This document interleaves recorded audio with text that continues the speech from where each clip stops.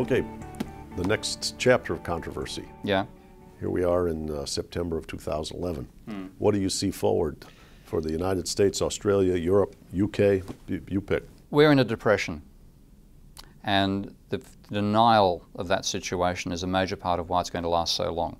Because just like in the 1930s, we're repeating exactly the same process and making the same mistake of believing it's a temporary downturn, because just like in the 1930s, we ignore the role of private debt. So since we've started now from a level of private debt, which is in America's case, slightly over 300% of GDP, whereas in 1930 you began with 175% of GDP as your debt level, it will take us an enormously longer period of time to pay that debt down than it did back in the Great Depression. And therefore I see about 10 to 15 years, if we're lucky, of a grinding, slow reduction in debt. A lost decade. A lost decade, and maybe even lost 2 decades. Now, when you talk about a depression, people think of 24% unemployment and soup kitchens and things of that nature.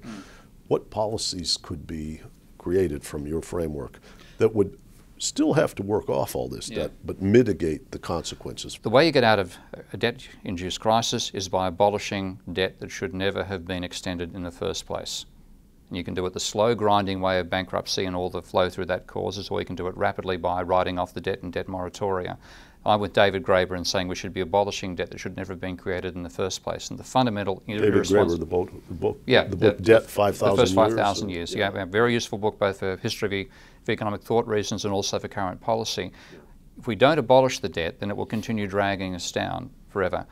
The financial sector fundamentally has the responsibility for creating that debt. They should never have lent the money in the first place. But if we continue honouring that debt, which was dishonourably extended, we face an incredibly long period of slowly reducing it down in the grinding ways we allow, which fundamentally are through bankruptcy. Is there a role for fiscal policy?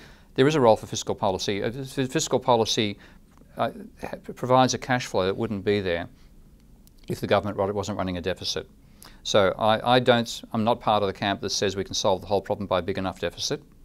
But certainly, if you have the private sector's creation of credit and creation of money declining, then the last thing you want is to have the government declining at the same time, because you'll have two forces pulling monetary demand out of the economy at once rather than just one.